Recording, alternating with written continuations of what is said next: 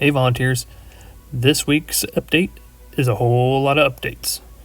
And so for this first bit of news, let's go to Susan in the newsroom. Thank you, James. MSD has been working on the Litzinger grounds since October of 2019, and they have made a lot of progress.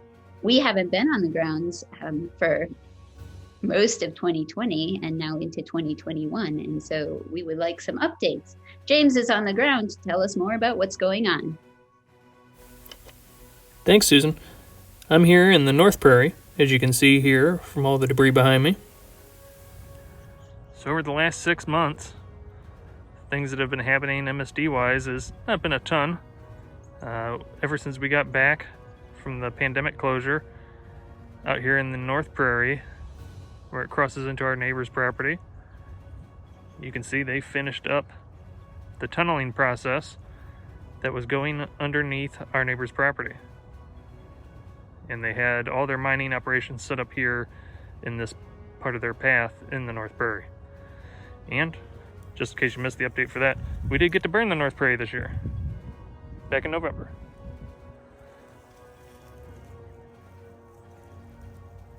Thank you, James. So in addition to the work crossing over in the prairie, MSD actually crossed right through the creek nearby on the north end of the property. James, give us an update of what's happening over there.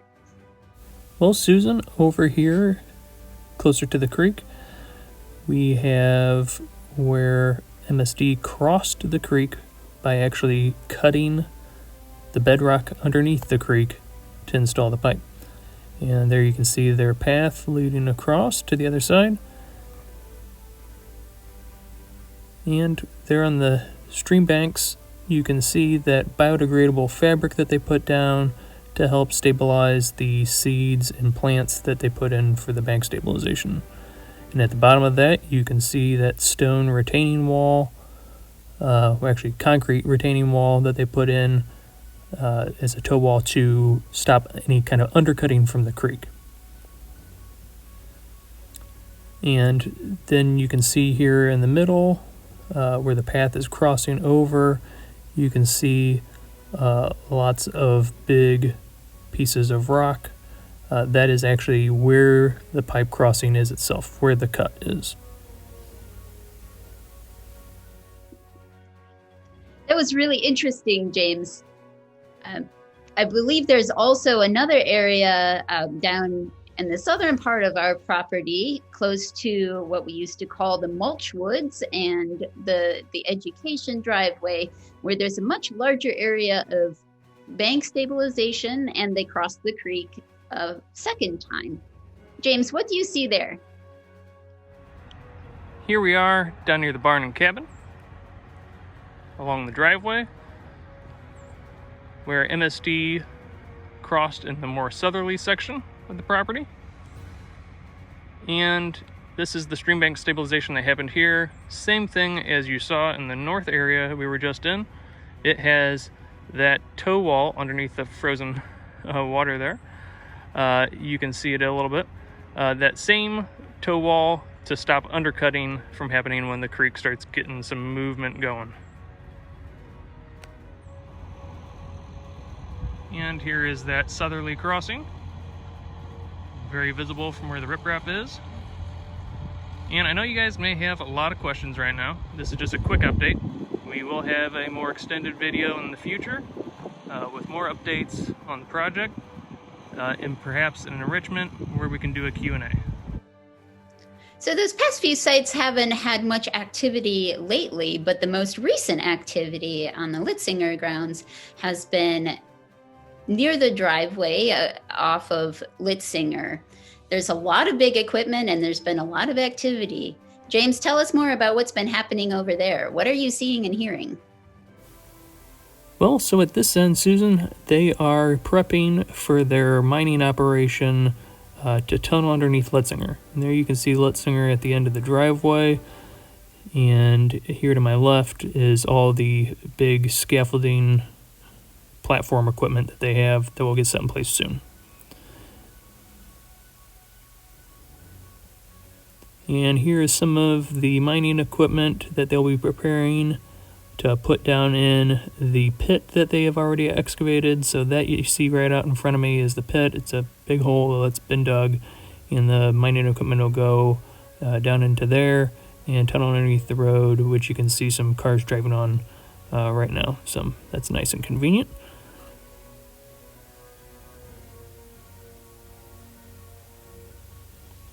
And we're not quite sure when this will start happening, but probably very soon.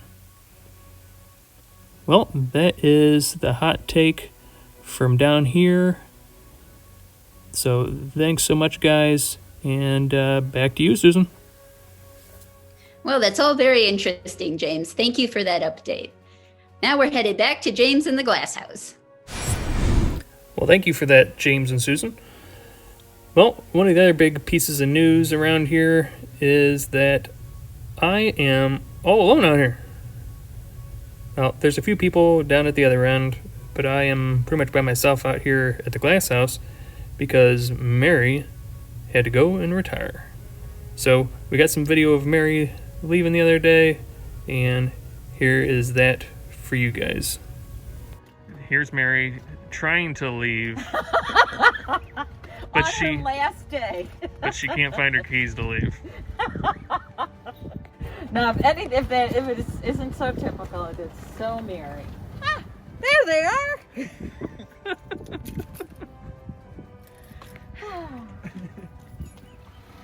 Bye, everybody. Love you.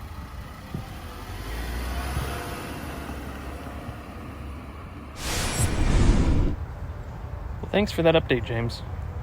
All right. Well, now let's go down to James, who's in the woods with Sarah.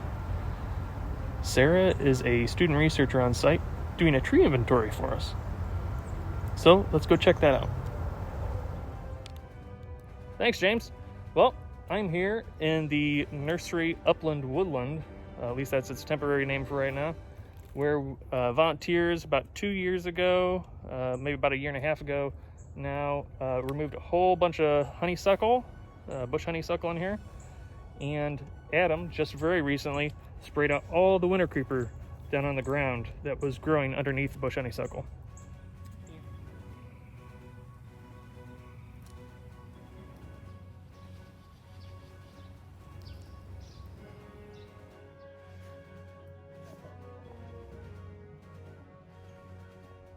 And so today I'm here with a student researcher, Sarah Leader. You guys might know her mom, one of our volunteers, Cindy Leader. So Sarah, what are you doing in these woods? Well, I'm inventorying all the trees and shrubs here. Why are you doing that? We're looking at how the composition may change in diversity pre and post removing all the invasive species in here. Well, that's really cool. What do you hope to get out of this? Personally, I hope to learn how to identify trees in the wintertime and get a better feeling for some good old bottomland forest here. Like that giant silver maple right there? Like that giant silver maple. Just identified him today. That's cool. Got a favorite tree yet? I would have to say the beautiful American sycamore over here. Something about that white bark in the wintertime is just pretty nice. They are awesome. Well, that's it from the nursery woodland. Back to you, James. In other news, the turkeys are getting restless now at the beginning of the new year. Ever since January 1st, I've been seeing more and more of the male turkeys hanging out around the glass house.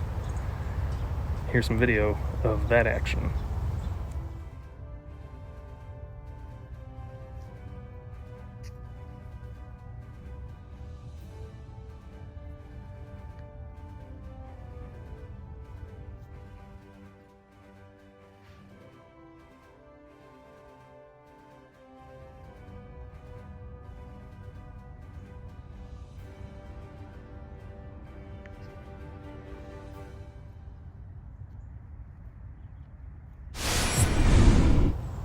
All right, now let's go down to near the barn for another update with James.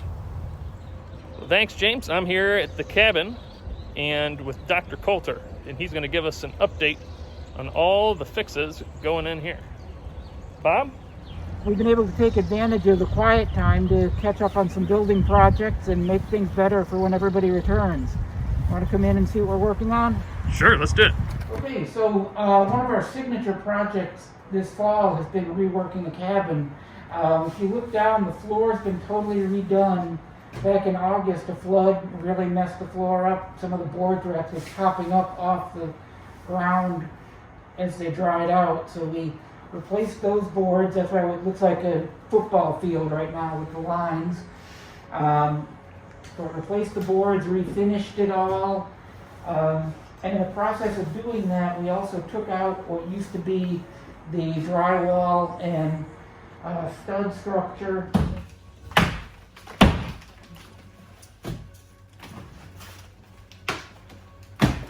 What's in there? It's the lost treasure of Litzinger. And so we're putting in new countertops that'll be going in here, cabinets underneath that will roll out and have small tables you could work from.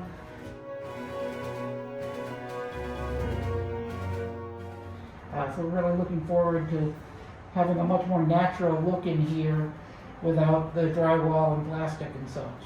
So all good for in here, but we've also been working on some basic stuff outside if you want to follow me. Let's go. One of the challenges for school groups has been the crowds that clump up in the bathrooms before and after field experiences.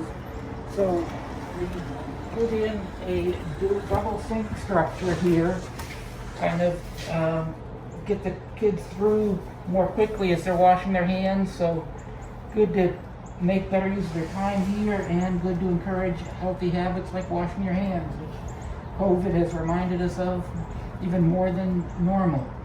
So I'm looking forward to seeing how this works out for kids. Even basics, handicap accessible. Faucets should all be good in here.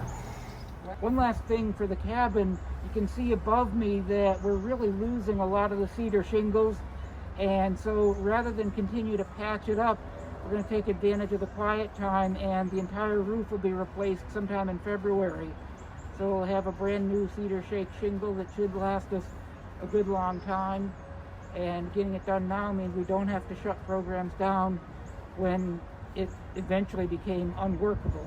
So looking forward to having a nice new roof, no leaks, and all good there.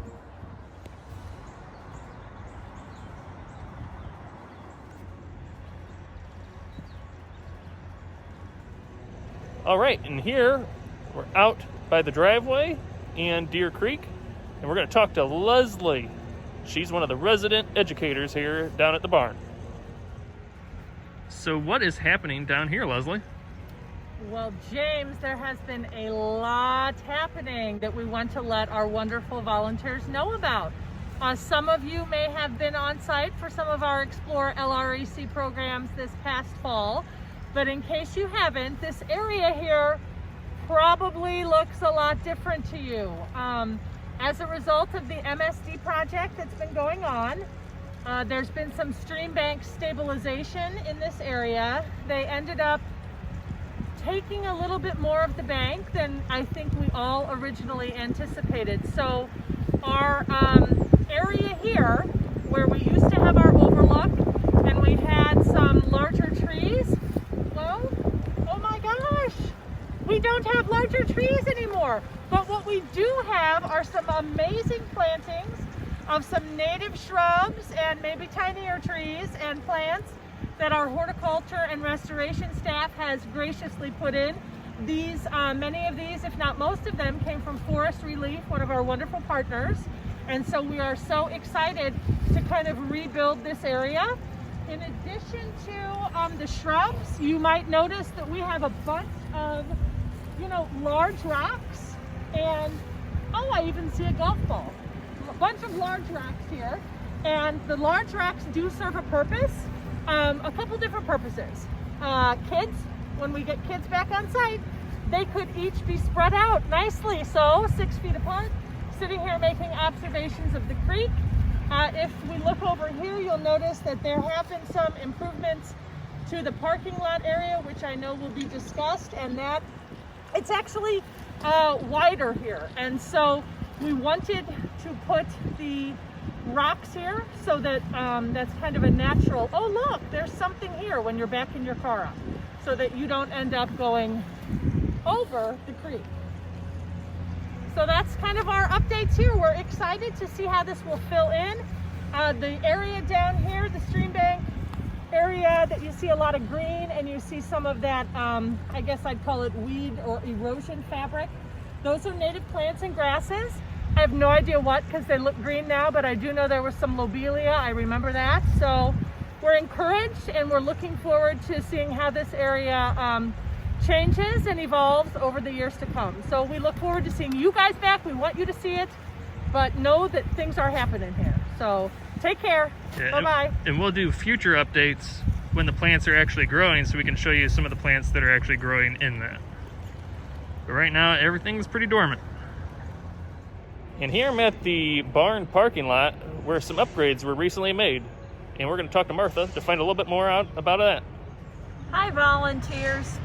So we were able to extend the parking lot, which makes it really, really nice.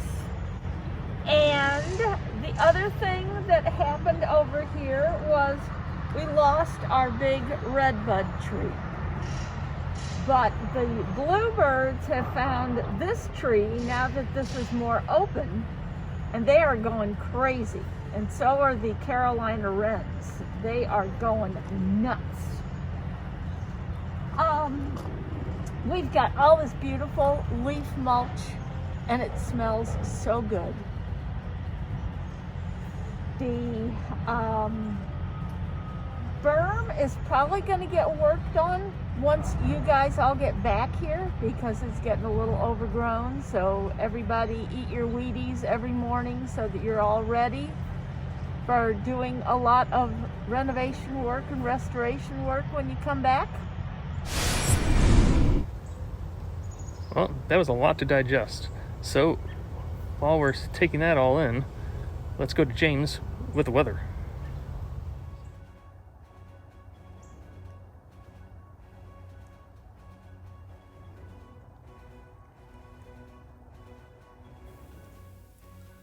Thanks, James. Well, I think you can all agree it's been some crazy weather so far this year. We've had all kinds of things happening, from freezing rain coming down, freezing on all the trees, like this gorgeous redbud, to all kinds of stuff. We had our first snow, just a light snow, and now it's even snowing outside right now as you watch this video.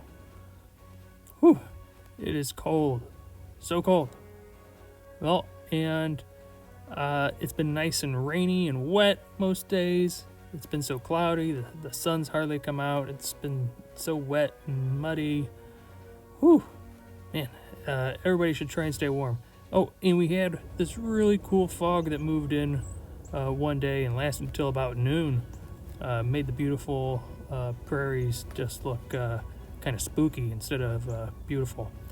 But very, very interesting weather we've been having. And of course, that affects all kinds of things, like wildlife, all the way to our plants. And me personally, I've never seen this happen, but this is the earliest in January I've ever seen our native Ozark witch hazel bloom. And that was the first week of January. I've seen it bloom in January before, but never the first week. And the weather conditions have been great for things like this. This is betony in creating frost flowers. We have two native plants in Missouri that create frost flowers really well. And one's dittany, and this is white crownbeard. White crownbeard is a very good plant at making frost flowers. And the flowers, the male flowers, the catkins of hazelnuts are swelling, and the blue-eyed Marys are germinating. So you know what that means, folks. Spring is right around the corner, but try and stay warm until then. See you guys later.